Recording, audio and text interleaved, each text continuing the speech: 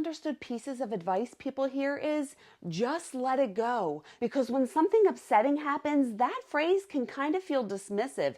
It's almost like someone's telling you that your feelings don't matter. But that's not what letting go actually means. I want to give you an example. Imagine someone in a family passes away. Emotions are already running high, and then one of the relatives handles the situation really poorly. They take control of everything, they're rude to the rest of the family, and they make decisions without any empathy for anyone else. Naturally, the whole family is upset. They keep talking about it and retelling the story over and over again, and everyone is angry about how it was handled.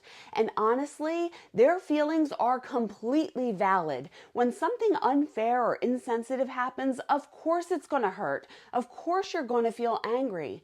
But here is the part that most people don't realize. In this particular situation, no one in the family actually had control over what happened. The person who was being difficult was legally in charge of everything anyway. The house, all the belongings, all the decisions, it was already out of everyone else's hands. So the only thing the family could do was control how long they continue to hold on to the story. And this is where letting go comes in.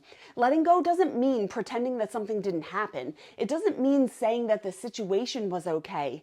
It means you decide you are done replaying the story over and over again in your head. Because every time you retell the story, your body reacts like the situation is happening all over again. The anger and the frustration come back. Your nervous system goes right back into the same emotional state. And in that moment, there are two things going on inside of you: the story and the sensation. The story is what the mind keeps replaying. What happened, who said what, why it was unfair. But the sensation is the actual emotion in the body. The heavy, tight chest, the heat in the face, the knot in your stomach. The story keeps the sensation alive.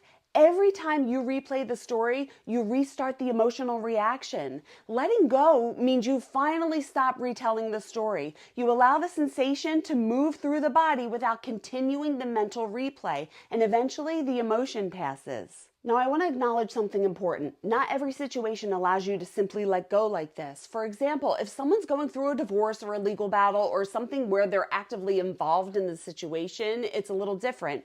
You can't completely drop the story because you're still navigating it in real time.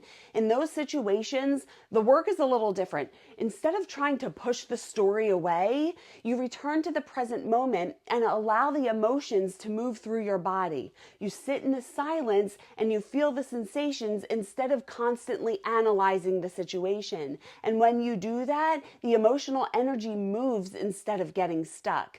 But in situations where you truly have no control over the outcome, where the moment has already happened and there's nothing you could do to change it, that's when letting go becomes one of the most powerful things you can do. Because holding on to the story doesn't change the past, it only keeps you stuck reliving it. And your peace is way too valuable to keep giving it away to something you can't control.